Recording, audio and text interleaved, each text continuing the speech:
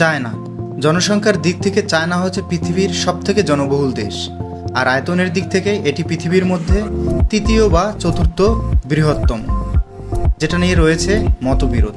আজকের এই ভ্রমণ গল্পটা আমরা সাজিয়েছি চায়নাকে ঘিরে, আর এই ভ্রমণ গল্পে আমরা আপনাদেরকে চায়নার বিভিন্ন জায়গা দেখাবো, এবং আপনারা কিন্তু যে সিটিটা দেখতে পাচ্ছেন সেটাই কিন্তু হচ্ছে হাইকো সিটি।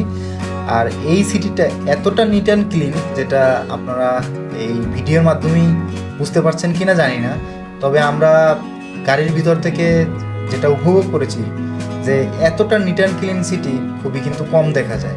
আমরা আমাদের ঢাকাতে কিন্তু নোংরা এবং জঞ্জালযুক্ত সিটি দেখতেই অভ্যস্ত, তাই আমরা চোখ ভরে গাড়ির ভিতর থেকে এই সিটি বেশ উপভোগ করতেছিলাম।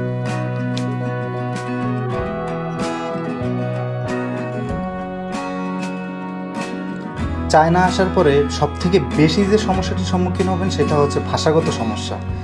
আর এই ভাষাগত সমস্যার জন্য এখানকার লোকাল মানুষের সাথে আপনি কিন্তু সঠিকভাবে কমিউনিকেশন করতে পারবেন না, কারণ এখানকার লোকাল মানুষগুলো একেবারেই চাইনিজ ভাষা ছাড়া অন্য কোনো ভাষাতে আপনার সাথে কমিউনিকেশন করতে পারবে না।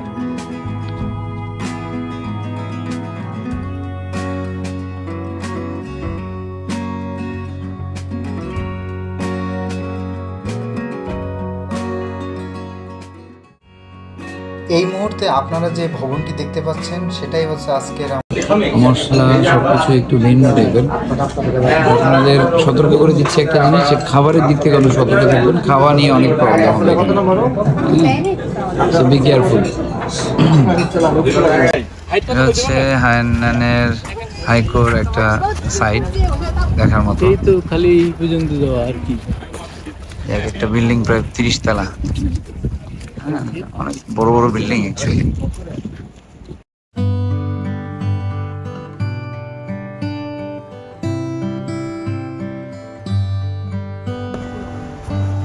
হ্যাঁ গাইজ, আমরা এখন হাইকোতে আছি।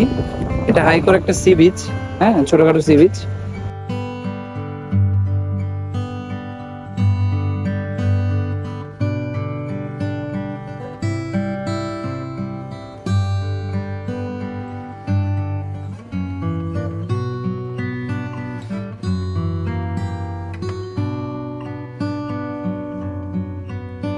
আর দুপুরের খাবার খেতে এসে আমি পড়েছি চরম বিপাকে, কারণ এইখানের খাবার দাবার এতটাই আনকমফোর্টেবল লেগেছে আমাদের, যেটা আসলে অনেক সুন্দর।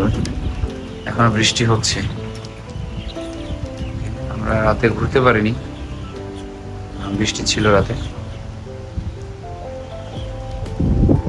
সমুদ্রের পাশে যেখান থেকে আমরা ইয়াটে করে সমুদ্র দেখব।